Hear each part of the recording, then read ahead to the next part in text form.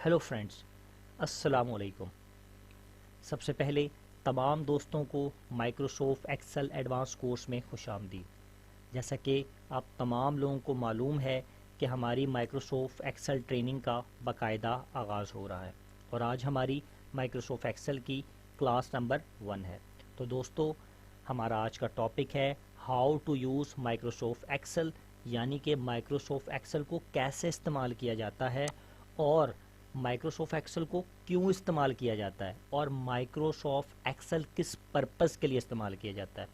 तो दोस्तों, क्लास को स्टार्ट लेने से पहले मैं कुछ चीज़ें आप लोगों के साथ शेयर करना चाहूँगा। वो स्टूडेंट्स जो बाकायदा तौर पर मेरी एक्सेल ट्रेनिंग को लर्न कर रहे होंगे और डेली बेस पर अपने प्रोजेक्ट्स को मुझे सबमिट करा रहे होंगे, उन स्टूडेंट्स के लिए जब मेरी ट्रेनिंग एंड होगी तो उन स्टूडेंट्स के एड्रेस पर सर्टिफिकेट को पोस्ट कर दिया जाएगा, लेकिन सिर्फ उन स्टूडेंट्स के लिए जो बाकायदा तौर पर मेरी ट्रेनिंग को लर्न करेंगे और अपने प्रोजेक्ट्स मुझे सबमिट कराएंगे। तो दोस्तों, आप सामने देख सकते हैं मेरी प्रोजेक्ट ईमेल। मेरी इस ईमेल के ऊपर आप लोगों ने मुझे प्रोजेक्ट सेंड करना है, जो मैंने लिखा हुआ है प्रोजेक्ट ईमेल saraslan@gmail.com, या फिर आप मुझे मेरे नंबर्स पर व्हाट्सएप भी कर सकते हैं। तो दोस्तों, अब हम चलते हैं अपनी क्लास नंबर 1 की तरफ और हमारा आज का टॉपिक है कि हमने माइक्रोसॉफ्ट एक्सेल को कैसे इस्तेमाल करना है। तो चलिए, सबसे पहले हम अपने MS एक्सेल को ओपन करते हैं। तो आप लोग देख सकते हैं कि मेरी स्क्रीन पर MS एक्सेल का सॉफ्टवेयर मौजूद है। मैं इसको डबल क्लिक करके ओपन कर लेता हूँ।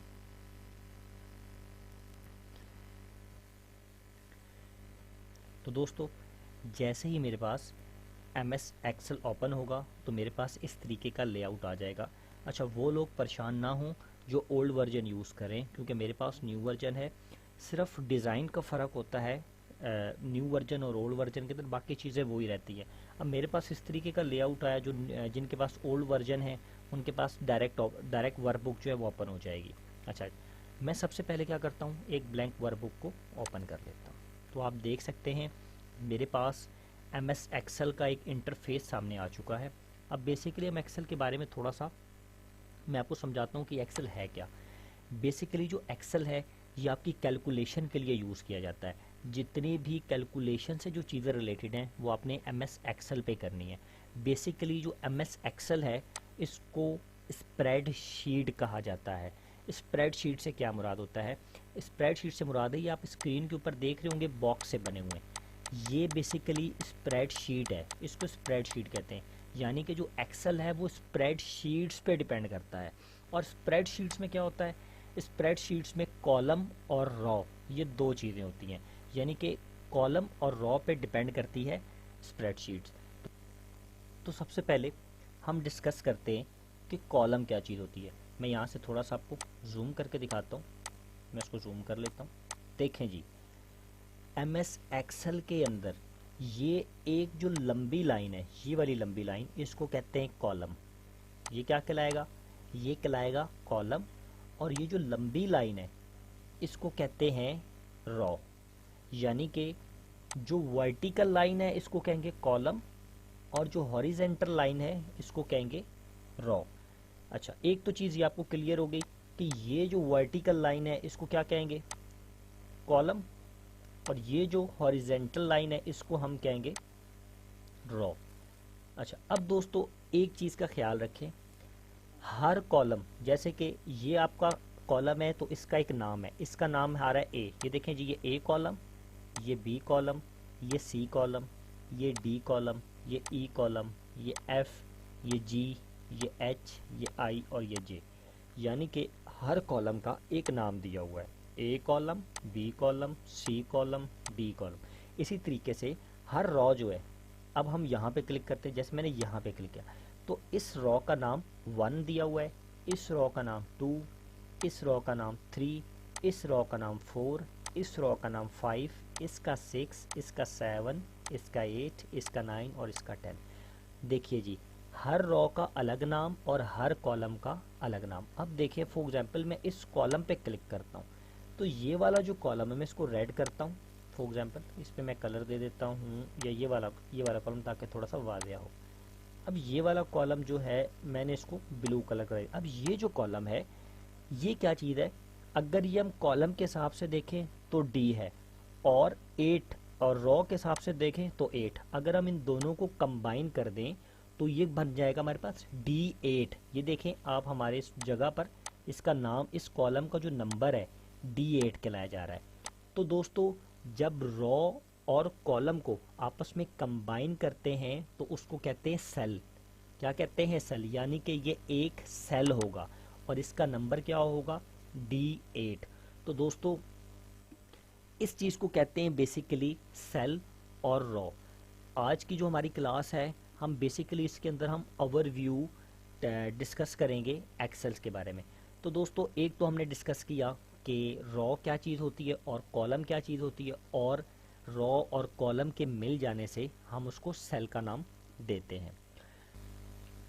तो अब हम डिस्कस करते हैं अपने राइटिंग स्टाइल के ऊपर कि हमने अपना राइटिंग का स्टाइल कैसे चेंज करना है, हमने किसी चीज़ को बोल्ड कैसे करना है, हमने इटालिक कैसे करना है, या हमने उसके अपने टेक्स्ट के नीचे अंडरलाइन कैसे डालनी है, या हमने अपने टेक्स्ट को कलर कैसे करना है, या हमने अपने टेक्स्ट के बॉक्स को कलरफुल कैसे करना है, और हमने अपने टेक्स्ट का साइज़ इंक्रीज़ और डिक्रीज़ कैसे करना है। तो सबसे पहले मैं इस सारे को बैक ले आता हूँ, वाइट कलर कर देता हूँ। अब देखें जी, मैं यहाँ पर लिखता हूँ for example sir Arsalan PC tips. ठीक है जी। अच्छा, अब जैसे ही मैं आपके सामने लिखा सर अरसलान पीसी टिप, तो आप देख रहे हैं कि ये मैंने लिखा था बी कॉलम में, लेकिन ये सी कॉलम के अंदर भी जा रहा है। तो इसका सिंपल सा हल है, ये जो टेक्स्ट है ये सी कॉलम में नहीं लिखा हुआ, ये सिर्फ बी कॉलम में लिखा हुआ, लेकिन जगह कम होने की वजह से ये सी कॉलम में भी चला गया। तो अब मैं क्या करूँगा, मेरे जहाँ पर ये बी कॉलम है इसके जब मैं राइट साइड पे आऊँगा तो एक लाइन है, इस लाइन के ऊपर मैं अपना माउस लेकर जाऊँगा और डबल क्लिक करूँगा। तो आप देखें ये किस तरफ, अपनी तरफ ऑटोमेटिक बी कॉलम के अंदर पूरा गया। अब फॉर एग्जाम्पल मैं चाहता हूँ कि ये जो इसकी जगह है, ये जो इसका बॉक्स है, ये थोड़ा सा बढ़ जाए, तो मैं 2 के डाउन लाइन पे आऊँगा और इसको क्लिक करके यहाँ से बड़ा कर लूँगा। अब मैं चाहता हूँ कि ये मज़ीद यहाँ से भी थोड़ा बड़ा हो जाए, तो ये देखें मैं इसको यहाँ से मज़ीद बड़ा कर दिया। अब क्या होगा, फॉर एग्जांपल मैंने इस बॉक्स पे मैं क्लिक करूँगा जहाँ पर मैंने टेक्स्ट लिखा था। ये आप ऊपर सामने देख रहे हैं, ये मेरे राइटिंग के फ़ॉन्ट्स आ रहे हैं। मैं यहाँ से कोई भी राइटिंग फ़ॉन्ट्स लगा सकता हूँ, जैसे मैंने ये राइटिंग फ़ॉन्ट्स चेंज किया, या फिर मैं ये वाला राइटिंग फ़ॉन्ट ले लेता हूँ, या फिर ये वाला राइटिंग फ़ॉन्ट में ले लेता हूँ। तो आप A to Z कोई भी राइटिंग फ़ॉन्ट ले सकते हैं। इसमें हज़ारों की तादाद में राइटिंग फ़ॉन्ट्स अवेलेबल हैं जो आपको पसंद है। फॉर एग्जांपल ये वाला देखें, मैं ये ले सकता हूँ, या मैं एरियल वाला जो है मैं पसंद करता हूँ ज़्यादातर, तो मैं एरियल को लगाता हूँ जी जैसे, या चलें ये वाला लगा लेते हैं। अब मैंने राइटिंग स्टाइल चेंज किया। अब मैं चाहता हूँ कि मेरा टेक्स्ट जो है ये बोल्ड हो जाए।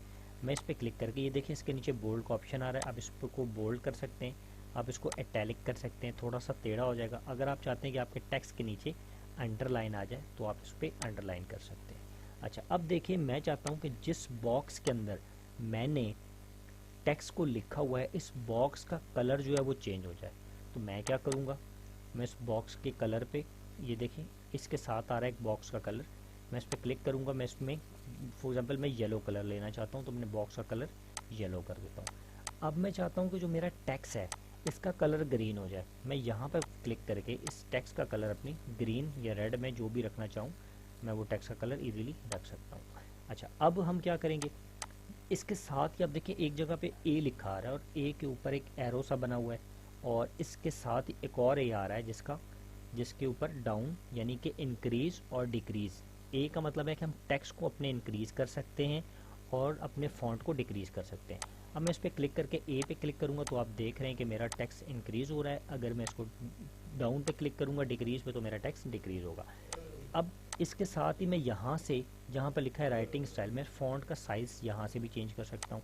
मैं यहाँ से क्लिक करके फॉर एग्जांपल इसको 30, 26, 22, 20 जितने भी जिस साइज़ में मर्ज़ी रखना चाहूँ मैं इसका साइज़ को टेक्स्ट रख सकता हूँ। जैसे मैंने किस पर रख दिया 20 पे। अब देखिए मेरा टेक्स्ट जो है मेरे बी कॉलम से बाहर जा रहा है, मैं इस पर बी पर यहाँ पर आकर डबल क्लिक करूँगा तो मेरा टेक्स्ट लाइन में आ जाएगा। अब इसके आगे हम क्या करेंगे, फॉर एग्जांपल मैं इसको मज़ीद बड़ा करता हूँ और ये मैंने अपनी इस कॉलम, अब देखिए मेरा टेक्स्ट जो है, जो मेरा बॉक्स है इसके बिल्कुल डाउन कॉर्नर पे आ रहा है, ये आप देखें। अब मैं चाहता हूँ कि मेरा जो टेक्स्ट है इस कॉलम के सेंटर में आ जाए, तो इसके साथ ही आप देखें आपके पास ऑप्शंस आ रहा है, ये देखें सेंटर का। इसके साथ आप यहाँ पर क्लिक करेंगे, मैं इसको सेंटर कर सकता हूँ। अगर मुझे ऊपर करना है टेक्स्ट को तो मैं मिडल अलाइन ऊपर कर सकता हूँ। अगर मैं इससे ऊपर करना चाहूँ या मैं यहाँ से नीचे करना चाहूँ, तो मैं चाहता हूँ कि मेरा सेंटर में आ जाए, तो मैंने अपने टेक्स्ट को सेंटर में कर लिया। अब मैं चाहता हूँ कि मेरा जो टेक्स्ट है ये थोड़ा सा स्टाइलिश में लाना चाहता हूँ, यानी कि मैं चाहता हूँ कि मेरा जो टेक्स्ट है ये वर्टिकल आ जाए, मतलब लंबाई के अंदर आ जाए। ये अभी हॉरिजेंटल शेप में है, मैं चाहता हूँ कि ये वर्टिकल अपने टेक्स्ट को मैं कन्वर्ट करना चाहता हूँ। मैं इस पर क्लिक करूँगा, ये आप देख सकते हैं जहाँ से आपने अलाइन सेंटर या फिर अलाइन लेफ़्ट किया था, इसके साथ ही आपके पास एक जगह आ रहा है ओरिएंटेशन के नाम से। अब मैं इस पर क्लिक करूँगा, मैं कहता हूँ कि मेरा जो टेक्स्ट है वो एंगल फॉर्म में आ जाए, यानी कि काउंटर क्लॉकवाइज। मैं इस पर क्लिक करूँगा तो वो आप देख सकते हैं कि जो मेरा टेक्स्ट है वो काउंटर क्लॉकवाइज आ चुका है, यानी कि टेढ़ा। अगर मैं चाहता हूँ कि मेरा टेक्स्ट जो है वो एंगल वाइज आ जाए, तो ये देखें आप इसको ऐसे चेंज कर सकते हैं। अब मैं चाहता हूँ कि मेरा टेक्स्ट जो है वो वर्टिकल आ जाए, यानी कि लंबाई में, तो वो आप लंबाई में भी इसको थोड़ा सा करता हूँ क्योंकि वो टेक्स्ट बड़ा होने की वजह से नज़र नहीं आ रहा। मैं थोड़ा सा छोटा कर देता हूँ ताकि वो मज़ीद नज़र आ जाए। अच्छा ये देखें आपके पास टेक्स्ट, मैं जूम कम करता हूँ यहाँ से और मैं इसको लंबा ले जाता हूँ। ये देखें ये जो आपका टेक्स्ट है ये आपको दिख रहा है, सर अरसलान पीसी टिप्स के नाम जो है वो वर्टिकल में आ गया। अब इसी तरीके से मैं चाहता हूँ कि मेरा टेक्स्ट रोटेट फॉर्म में आ जाए, तो मैं इजीली रोटेट फॉर्म में अपने टेक्स्ट को लिख सकता हूँ। अच्छा यहाँ तक तो थी क्लास हमारी, यहाँ तक की जो हमारी क्लास थी उसमें हमने डिस्कस की, यही किया कि आपने राइटिंग स्टाइल कैसे चेंज करना है, आपने बोल्ड कैसे करना है, इटैलिक कैसे करना है, आपने फ़ॉन्ट का साइज़ कैसे चेंज करना है, या आपने या आपने उसको सेंट्रलाइज कैसे करना है, या आपने उसको क्लॉकवाइज कैसे करना है, या आपने उसको वर्टिकल टेक्स्ट में कैसे लेकर आना है, या आपने उसको रोटेट टेक्स्ट में कैसे लेकर आना है। तो अब हम डिस्कस करते हैं कि हमने रॉ को या किसी कॉलम को डिलीट कैसे करना है। फॉर एग्जांपल ये मैं अपने किस रॉ के ऊपर हूँ, B2 के ऊपर। अगर मैं इस कॉलम को डिलीट करना चाहता हूँ कि ये कॉलम डिलीट हो जाए, तो मैं इसके ऊपर क्लिक करूँगा और राइट क्लिक करके डिलीट दे आपके सामने ऑप्शन है, मैं इसको डिलीट कर दूँगा। तो आप देख सकते हैं कि ये जो मेरा कॉलम है ये डिलीट हो गया। अब इसी तरीके से मैं चाहता हूँ कि ये वाली जो मेरी रॉ है ये वाली मैं इसको डिलीट कर दूँ, तो मैं इस रॉ के ऊपर क्लिक करूँगा और राइट क्लिक करके इसको मैं डिलीट कर दूँगा। ठीक है, अब देखें फॉर एग्जांपल मैं आपको दोबारा से समझाता हूँ। एक जगह पे मैंने लिख दिया अरसलान, मैं थोड़ा सा जूम करता हूँ ताकि आप लोगों को आसानी से नज़र आए। ये देखें फॉर एग्जांपल मैं एक जगह पे लिखता हूँ अरसलान, एक जगह पे मुख्तार, एक जगह पे आमना, एक जगह पर रिदा, एक जगह पे मैं लिख देता हूँ रफ़ीक। ठीक है जी, अब मैं चाहता हूँ मेरे पास एक नाम आ गया डी कॉलम में, एक आ गया ई कॉलम में, एक आ गया एफ कॉलम में, एक आ गया जी में और एक आ गया एच में। अब मैं चाहता हूँ कि मेरे पास ये जो जी वाला कॉलम है ये मैं डिलीट करना चाहता हूँ। मैं इस पर आऊँगा, राइट क्लिक करूँगा और डिलीट कर दूँगा। ठीक है, अब इसी तरीके से फॉर एग्जांपल मेरे पास नाम नीचे भी मैं लिख लेता हूँ अली खान अहमद। मैं राव को डिलीट करना चाहता हूँ। ये मैं चाहता हूँ कि जो पूरी रो है ये डिलीट हो जाए। मैं इसके नंबर पे आऊँगा, राइट क्लिक करूँगा और मैं इसको डिलीट कर दूँगा। तो अब देखें हमने रॉ को भी डिलीट करना सीख लिया और हमने कॉलम को भी डिलीट। अब मैं चाहता हूँ कि मेरे 2 कॉलम या 3 कॉलम एक साथ डिवाइड हों, 1, 2 और 3। मैं इन तीनों को क्लिक करके एक साथ डिलीट कर सकता हूँ। ठीक है जी, अब मैं चाहता हूँ कि मेरा जो नाम है अरसलान ये 6 से 7 कॉलम के अंदर मर्ज हो जाए। मैं चाहता हूँ कि 1, 2 मेरा ये कॉलम इसके अंदर इन सारों के अंदर आ जाए, ताकि मैं एक बड़ा सा और अच्छा नाम क्रिएट करना चाहता हूँ। मैं इन सारों को पकड़ूंगा यहाँ पर। अब जैसे कि मैंने आपको बताया था, हमने टूल इस्तेमाल कर रहा है मर्ज एंड सेंटर का। हमने इसको टूल किया, देखिए मर्ज एंड सेंटर क्लियर हो गया। अब मैं यहाँ से इसको मिड में लाकर करूँगा। मैंने इसको मिड वाले ऑप्शन से किया। मैं इसको टेक्स्ट को बड़ा करूँगा, ये ए के इंक्रीज फॉन्ट साइज से। ये आप देख सकते हैं, मैं इसको इंक्रीज़ कर लिया। अब मैं इसको कलर करता हूँ और मैं इसके टेक्स्ट का कलर चेंज कर देता हूँ। अच्छा, तो दोस्तों जो हमारी यहाँ तक की क्लास थी, इसमें हमने MS एक्सेल की तकरीबन जो बेसिक चीज़ें हैं वो हमने कवर कर ली हैं। तो अब मैं इसका जूम कम करता हूँ और अब हम एक टेबल को क्रिएट करते हैं कि बेसिकली टेबल क्या चीज़ होती है। अच्छा, अब फॉर एग्जांपल हम एक टेबल को क्रिएट करते हैं। अब सबसे पहले मैं अभी ये जो आपके पास एक शीट दिख रही है पूरी, ये जो पूरी शीट है, ये आपकी जितनी भी लाइनें आपको दिख रही हैं, ये आपके प्रिंट जब आप करेंगे तो प्रिंट में ये लाइनें नहीं आती। आप लोगों को बताना पड़ता है कि प्रिंट के अंदर कितना एरिया आपको प्रिंट लेना है। फॉर एग्जांपल मैंने यहाँ से लेकर यहाँ तक काम करना है, यहाँ से लेकर यहाँ तक का एरिया मैंने प्रिंट में लेना है, या मेरी शीट, या मैं यहाँ से लेकर यहाँ तक काम कर। फॉर एग्जांपल मैं यहाँ पे लिखता हूँ serial number, name, father name, class, year. अच्छा, अब ये मैंने 4 से 5 लिख लिया। अब मैं चाहता हूँ कि ये जो चीज़ है इसके ऊपर मेरा एक टेबल क्रिएट हो जाए। मैंने क्या करना है, मैंने इन चीज़ों को सिलेक्ट करना है और वो टेबल कितना लंबा हो।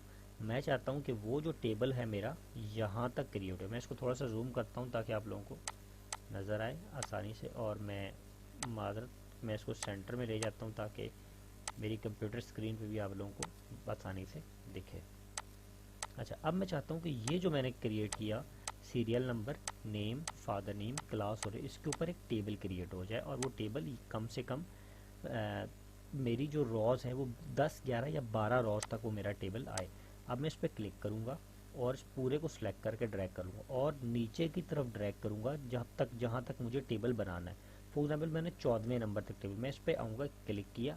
अब आप ऊपर आएंगे तो एक जगह पे आप देख रहे हैं फॉर्मेट एज अ टेबल। आप इस फॉर्मेट एज अ टेबल पे क्लिक करेंगे और यहाँ पर काफ़ी सारे आपके टेबल के डिज़ाइन आ रहे हैं। आप कोई भी टेबल का डिज़ाइन यहाँ से ले सकते हैं। फॉर एग्जांपल जैसे मैं ये सिंपल वाला डिज़ाइन लेता हूँ, मैंने इसको क्लिक कर दिया।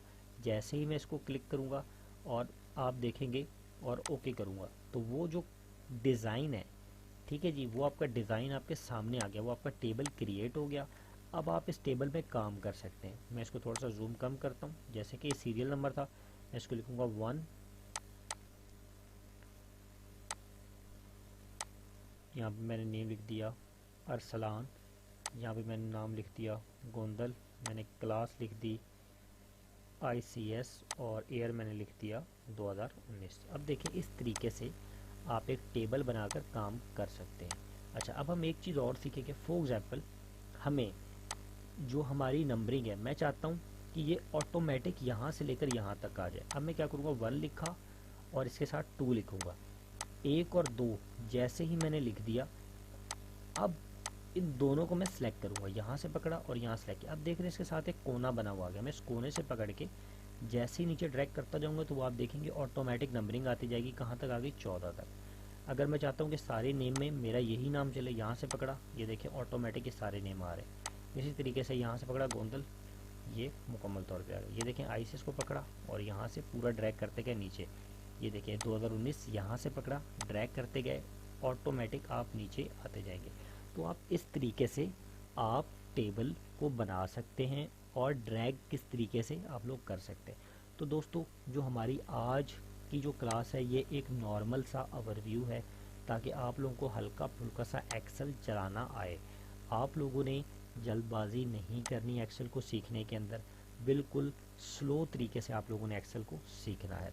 अच्छा, इसके अलावा हम जो हमारी आगे आने वाली क्लासेस हैं उसके अंदर हम काफ़ी सारी चीज़ों को कवर करेंगे, जैसे कि सेल के स्टाइल क्या चीज़ होते हैं, या फॉर्मेट एज टेबल क्या चीज़ होते हैं, या कंडीशनल फॉर्मेटिंग क्या चीज़ होती हैं। किसी चीज़ को हाईलाइट करना है, जैसे हमने बच्चों की रिपोर्ट कार्ड बनानी है तो उसमें ग्रेड अगर किसी का रिज़ल्ट ग्रेटर देन है तो क्या है, लेस देन है तो क्या। तो ये सारी चीज़ें हम आने वाली क्लास के अंदर डिस्कस करेंगे। तो आज की हमारी इंट्रोडक्शन क्लास थी जो कि यहाँ पर इख्तिताम होती है। तो दोस्तों, अब मैं आप लोगों को आज का प्रोजेक्ट दे दूँ कि आपने मुझे पहले प्रोजेक्ट के अंदर क्या क्या चीज़ें करके दिखानी है। आप लोगों का प्रोजेक्ट नंबर 1, आप लोगों ने एक एक्सेल की शीट बनानी है और उस शीट के अंदर आप लोगों ने मुझे एक कॉलम कोई पूरा हाईलाइट करना है कलर के साथ, और एक आपने रो को पूरी हाईलाइट मुझे करके दिखानी है, और आपने बताना है कि ये कॉलम है और ये रो है। इसी तरीके से आपने 2 से 3 कॉलम्स के अंदर अपना नाम लिखना है और उनके राइटिंग स्टाइल आपने डिफरेंट्स कर देने और उनके कलर्स आपने डिफरेंट्स कर देने। कुछ को आपने इटैलिक कर देना है और कुछ को आपने डिफरेंट कर देना है। इसी तरीके से आपने एक बड़ी हेडिंग क्रिएट करनी है और उसको मर्ज करना है 5 से 7 सेलों के अंदर, जैसे मैंने आपको दिखाया था। एक बड़ी हेडिंग 4-5 सेलों को, कॉलम और रो को मर्ज करके उसके अंदर आपने एक हेडिंग डालकर वो आपने अच्छी सी मुझे दिखानी है। और ये सारा आपने काम एक ही शीट के अंदर करना है। ऊपर से नीचे जब आए तो बहुत लंबी शीट होती है, आप उसके अंदर इजीली करके वो शीट मुझे आप लोगों ने आज जो हमारा कल का जो लेक्चर है इससे पहले आप लोगों ने मुझे सबमिट करनी है, ताकि आप लोगों को अगली क्लास में काम करने में आसानी हो। आज का जो लेक्चर है ये बिल्कुल बेसिक है, ये उन लोगों के लिए है जो बिल्कुल फ्रेश हैं, एक्सेल के बारे में बिल्कुल भी नहीं जानते। तो दोस्तों, मैं उम्मीद करता हूँ कि आप लोगों को मेरी बेसिक ट्रेनिंग क्लास जो है वो समझ आई होगी। अब हम कल से इंशाल्लाह ताला अपनी थोड़ी सी हाई लेवल ट्रेनिंग पर जाएंगे, और हमारी कल की जो क्लास होगी हम उसमें डिस्कस करेंगे कि हमने सम का जो फार्मूला है उसको कैसे इस्तेमाल करना है एक्सेल शीट के अंदर। तो दोस्तों, आज के लिए इतना ही काफ़ी है। इजाज़त दें। अल्लाह हाफ़िज़।